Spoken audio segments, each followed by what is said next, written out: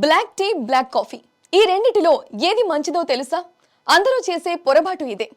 చలిలో cup coffee తాగితే అంతకంటే గొప్ప అనుభూతి మరొకటి ఉండదు. కాఫీ, టీలు ఎక్కువగా తీసుకోవడం ఆరోగ్యానికి మంచిది కాదన్న సంగతి తెలిసిందే.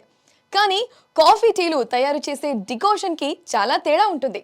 మీలో చాలా మందికి బ్లాక్ కాఫీ లేదా బ్లాక్ టీ రెగ్యులర్ గా తాగే అలవాటు ఉండవచ్చు. అయితే ఈ రెండిటిలో ఏది ఆరోగ్యానికి మంచిదో చాలా మందికి తెలియదు. ఈ వివరాలు ఇక్కడ తెలుసుకుందాం. తక్షణ శక్తిని అందించడంలో బ్లాక్ కాఫీ కీలక పాత్ర పోషిస్తుంది. ఒక కప్పు బ్లాక్ కాఫీలో దాదాపు 95 మిల్లీగ్రాముల కెఫెయిన్ ఉంటుంది. అదే కప్పు బ్లాక్ టీలో 26 నుండి 48 మిల్లీగ్రాముల కెఫెయిన్ ఉంటుంది. ముఖ్యంగా ఉదయం పూట లేదా పని సమయంలో ఏకాగ్రతను పెంచుకోవాలనుకునే వారికి కాఫీ మంచి ఎంపిక. కాఫీలో చక్కెర, పాలు జోడించకుండా వినియోగించినప్పుడు క్యాలరీల రహిత పానీయం తయారవుతుంది. ఇది బరువు తగ్గడానికి ఉత్తమమైన మార్గం.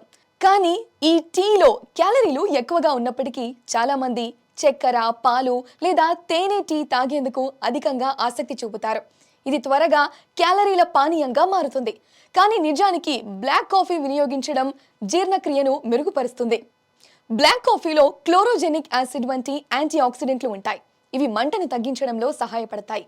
మధుమేహం, హృదయ సంబంధిత వ్యాధులు వంటి దీర్ఘకాలిక వ్యాధుల నుంచి శరీరాన్ని రక్షిస్తుంది.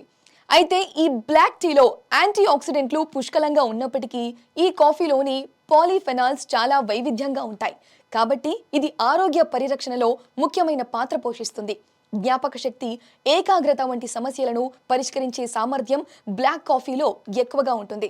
బ్లాక్ కాఫీని క్రమం తప్పకుండా తీసుకోవడం వల్ల అల్జీమర్స్, పార్కిన్సన్స్ వంటి వ్యాధుల ప్రమాదాన్ని తగ్గించవచ్చు.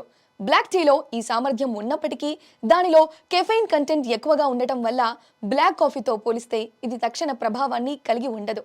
బ్లాక్ కాఫీ ఒక గొప్ప స్పోర్ట్స్ డ్రింక్ కూడా. ఇది శారీరక పనితీరును ప్రోత్సహిస్తుంది.